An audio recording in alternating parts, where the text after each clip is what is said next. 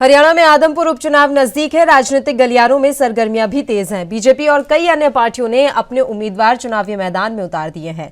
वहीं आदमपुर उपचुनाव को लेकर तोशाम से कांग्रेस विधायक किरण चौधरी ने आदमपुर चुनाव पर चर्चा करते हुए एएनबी न्यूज से खास बातचीत की। सुनिए आप भी।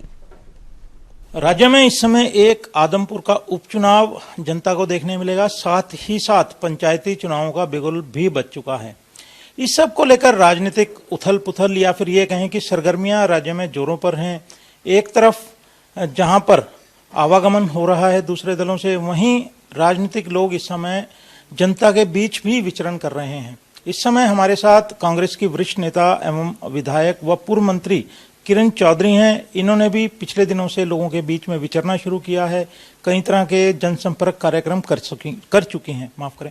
इनसे हम जानेंगे कि ताजा राजनीतिक स्थिति क्या है राज्य में। नमस्कार मैम।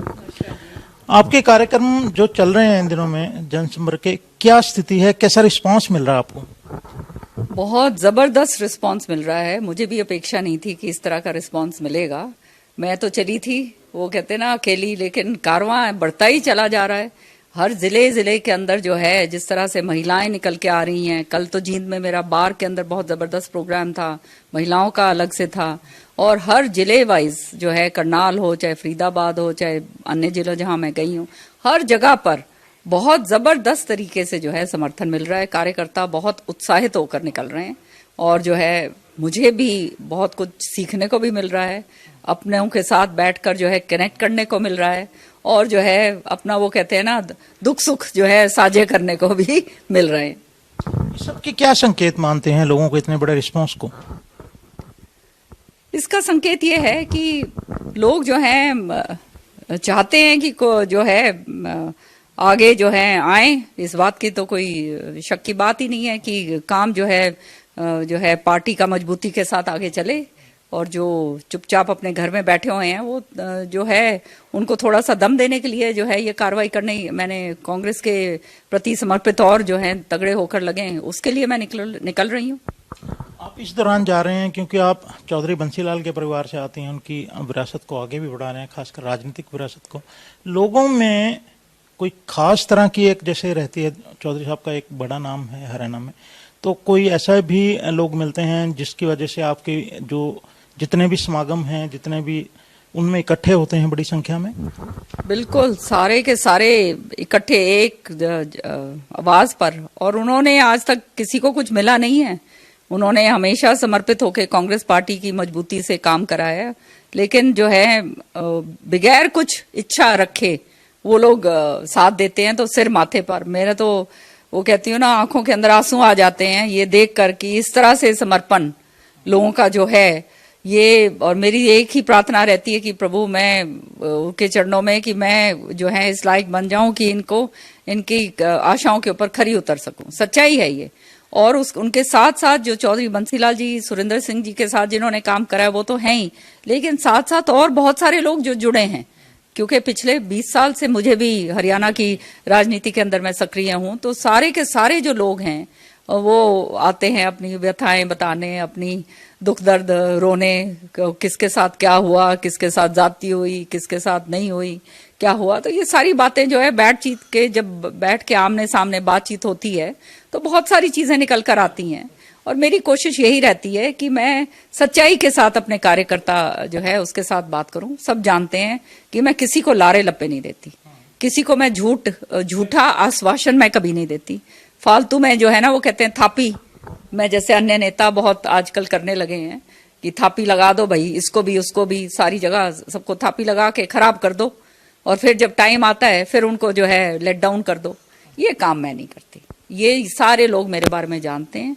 बड़ा साफ सुथरे तरीके से जो है मैं अपने कार्यकर्ताओं के साथ पेश आती हूँ और ये सब मेरे बारे में हरियाणा के अंदर मेरे ख्याल में सबको जानकारी है। इसलिए लोग मेरे साथ जो हैं बैठ के जुड़ते हैं, मिलते हैं और कांग्रेस पार्टी को मजबूत करने के लिए हम आगे निकल रहे हैं। इस दौरान लोग दुख दर्द की बात पार्टी की करते हैं या सरकार से दुख दर्द की बात करते हैं? दोनों तरफ की होती है, पार्टी की भी होती है, सरकार की भी होती है, उनके घर की परिवार की भी होती है, हर तरीके की बातें होती हैं।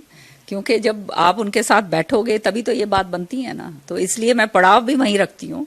रात्रि पड़ाव वहां होता है, चाय पानी होती है, पूरा दिन 2 दिन पूरा दिन चाय पानी करे, रात्रि पड़ाव रखती हूँ, अगले दिन फिर सारा सबको मिलते हैं। कई ऐसे लोग होते हैं जो नहीं मिल पाते हैं, चाय पानी के टाइम नहीं मिल पाते हैं, वो अगले दिन सुबह आके मिल जाते हैं, रात को मिल जाते हैं, जब कार्यक्रम समापन हो। हालांकि रात के समय बहुत देर तक जो है कार्यक्रम चलते रहते हैं, तो इसलिए ज्यादातर सुबह आके लोग मिलते हैं जो वैसे नहीं मिल सकते। आपकी इधर ये कार्यक्रम चल रहा होगा, शायद इसी दौरान राहुल गांधी जी की भी जो भारत जोड़ो यात्रा है हरियाणा में प्रवेश करेगी, उसको लेके खास सोचा है आपने कुछ? बिल्कुल, उसके लिए भी मैं सबकी तैयारी करवा रही हूँ कि जब राहुल जी की यात्रा यहाँ से निकलेगी तो उसके अंदर किस तरह से जो है हम सब ने भाग लेना है, उसकी भी पूरी की पूरी तैयारी जो है जबरदस्त तरीके से हर एक जिले के अंदर जो है मैं ड्यूटी अभी से ही बांटती जा रही हूँ।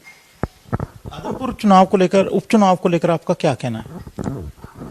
आदमपुर उपचुनाव हो रहा है, अब सामने है ही, पता चली जाएगा क्या होना है क्या नहीं होना है। कांग्रेस वहां पर जीत दर्ज करेगी आपको लगता? देखिए, अब मैं कोई ये तो हूं नहीं भविष्यवाणी तो मैं किसी की कर नहीं सकती। ये तो 3 तारीख को सबको पता ही चल जाएगा क्या है और क्या नहीं है। और बड़ी बड़ी बातें जो हैं, बड़े बड़े वो जो हैं दावे, वो मेरे करने की आदत नहीं है। उपचुनाव में प्रचार के लिए जाएंगे आप? जरूर जाऊंगी। ये जो है इलाका जो है आदमपुर का, ये चौधरी सुरेंद्र सिंह जी के पार्लियामेंट का क्षेत्र हुआ करता था, तो वहां पे बहुत तगड़े हमारे कार्यकर्ता लोग हैं। तो जो अगर मान सम्मान के साथ जो भी कैंडिडेट लड़ेगा वो हमारे को बुलाएगा तो हम जरूर जाएंगे। कांग्रेस के कैंडिडेट को लेकर जो है, क्या सभी सीनियर नेताओं से पूछताछ हो रही है इन दिनों में? कौन से सीनियर नेता के साथ? मतलब आप भी सीनियर होते हैं? नहीं, क्या कांग्रेस में जो आदमपुर उपचुनाव के लिए कैंडिडेट चुना जाना है, उसमें कोई नेताओं से बातचीत हो रही है जिसमें आप भी शामिल हैं? कुमारी शैलजा भी हैं, भूपिंदर सिंह हुड्डा भी हैं, अध्यक्ष भी हैं और अन्य भी हैं।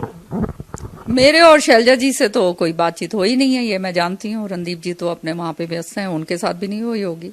तो जो प्रक्रिया जो जिस तरह से अपनाई जाती है वो इस बारी तो करी नहीं गई है, क्योंकि इसमें एआईसीसी के अंदर बैठक होती है विधिवत जो है, उसमें सारे सीनियर लोगों को बुलाया जाता है और फिर सारे जो आवेदन आते हैं उनके ऊपर चर्चा करी जाती है। और यही चीज जो है बड़ौदा उपचुनाव में हुआ, सारे के सारे उसमें हुड्डा साहब, मैं, शैलजा, रणदीप, सारे के सारे, कैप्टन अजय यादव, हम सब थे। और इसी तरह से एलनाबाद में हुआ था और इसी तरह से जींद में भी हुआ था, है ना। तो ये सारा जो है, क्योंकि कांग्रेस तो एक नेशनल पार्टी है, तो सबको साथ लेकर बैठाकर सबकी मशवरा सलाह करके फिर जो सर्वे है उसके मुताबिक क्या है क्या नहीं है, विनेबिलिटी का भी फैक्टर होता है। ये बैठ के बातें सारी जो होती हैं, फिर उसके बाद जो है कैंडिडेट तय करा जाता है, एआईसीसी तय करती है और उसके बाद होता है। तो ये है किरण चौधरी, जिनका कहना है कि भव्य के लिए उन्होंने कह दिया कि अब क्योंकि विपक्षी दल से लड़ रहे हैं तो कुछ नहीं कहना चाहती। इसके साथ साथ उन्होंने एसवाईएल पर भी अपनी बेबाक राय रखी है। साथ ही उन्होंने ये भी कहा कि कांग्रेस में जो उम्मीदवारी का चयन हो रहा है उनकी राय नहीं ली गई। हालांकि इन्होंने जो एक जनसंपर्क का अभियान छेड़ा है उससे उत्साहित भी हैं, खुश भी हैं। इन्होंने कहा कि लोगों का एक बेजा जो बेइंतहा इन्हें रिस्पांस मिल रहा है, इन्हें जो लोगों का समर्थन मिल रहा है, उससे वे बहुत उत्साहित हैं और लोग इनसे अपने दुख सुख की बात भी इस दौरान कर रहे हैं। एनबी न्यूज के लिए चंडीगढ़ से कैमरामैन रिजवान के साथ राकेश गुप्ता।